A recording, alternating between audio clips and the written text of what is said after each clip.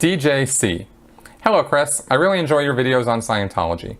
After hearing you talk about spirituality, I came across a very interesting story that I think you would be interested in, and I would like you to comment on it.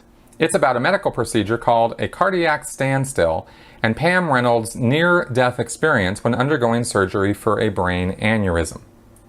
Yeah, thanks for asking about this. It was an interesting story. It was an NPR story about a woman who in the early 90s, I think 1991, ended up, she came up with a brain aneurysm in the brainstem, and this was leaking. I mean, this was a big problem, and she was a famous music producer, and she was flown down, got this this very intensive surgery, and went about 7 hours long, and it saved her life, where she was put into a hypothermia, freezing kind of. Her body temperature was lowered to like 60 degrees or something, 50 degrees, and they actually drained the blood out of her head in order to get to this aneurysm and cut it out, or did whatever they did with it, and then obviously resuscitated her. They had to flatline her on the operating table, and she later claimed, after waking up and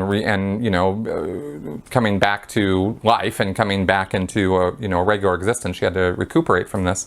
She later claimed that she had had an out-of-body experience during the surgery. She described the music that was playing. Oh, sorry, one other thing that you should know is that they taped her eyes shut, right, and put tape over her eyes, and they had ear pieces in her ears that had some kind of a booming sound that according to the article, was the equivalent of a jet airliner in volume, banging into her eardrums periodically, I guess every few seconds or something. It's like boom, boom.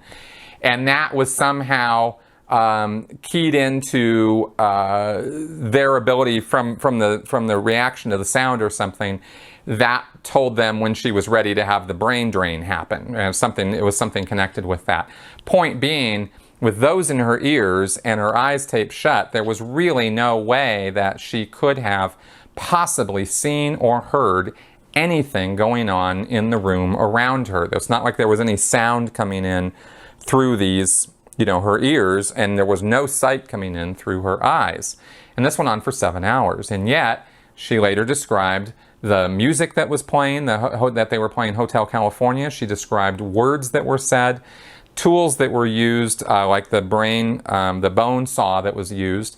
It was not a saw, like a hacksaw kind of bone saw. It was more like something that looked like a dentist drill or an electric toothbrush, is how she described it. And she directly related things that the neurologist who carried out the surgery said, and some things that the nurses said during the procedure. So the question, of course, and then she had this whole out-of-body experience where she met her aunt and uncle or something, who had obviously been passed for a long time, and spoke with them, interacted with them, and then her uncle kind of pushed her back into her body because she didn't really want to go back. So she claimed that all happened, and she wrote a song about it. She was very into it. She really believed it. She died in 2010 of a heart condition or something, heart failure. So that surgery back in 91 truly was a life-saving surgery, very successful. And then, she made these claims. Though there have been different people, an Australian anesthesiologist claimed or said from his professional experience that there was no way that any of that could have happened, and she was just making it up and hallucinating it, and gave various explanations and reasons as to why that would be.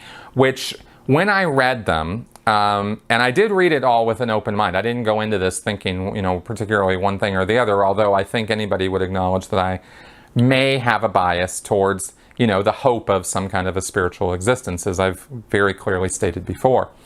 So reading his explanations for how she could have hallucinated these things definitely didn't ring very true to me. I wasn't impressed with his debunking particularly.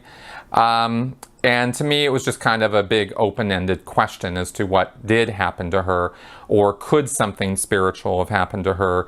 Does it, there are many conclusions you can infer or draw from her stated experience. And I think I tend to go into, well, I'm not drawing any real conclusions based on that.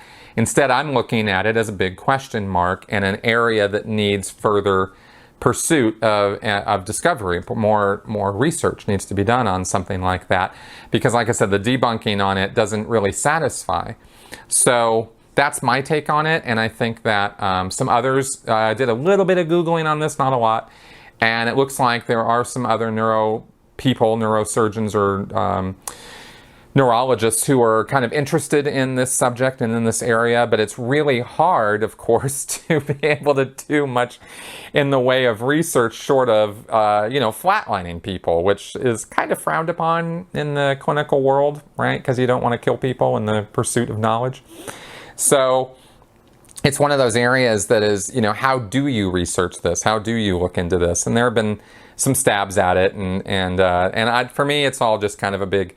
This whole story kind of just contributes for me to the question mark of it, right? I don't look at this story and go, she's delusional, because there's too many things that she knew when she should not have. There should have been no way that she could possibly have known those things.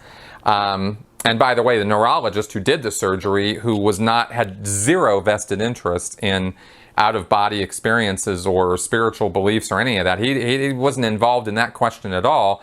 He merely said, yeah, the stuff she said that she recalled from the surgery, that happened. And there's no way that she should have been able to have any knowledge of any of that. So, question mark, and that's kind of where we leave that. But it's that kind of thing that kind of gives me more hope. Right? But I'm not going to go all in on that, and I'm not going to draw conclusions that are not warranted by that information. I think the only thing we can really say about that is, that's weird. That needs an explanation, and we need explanations of that case and cases similar to it that actually ring true. We can't just write it off because we choose not to believe in that, because that's not intellectually honest either. So that's my take on it.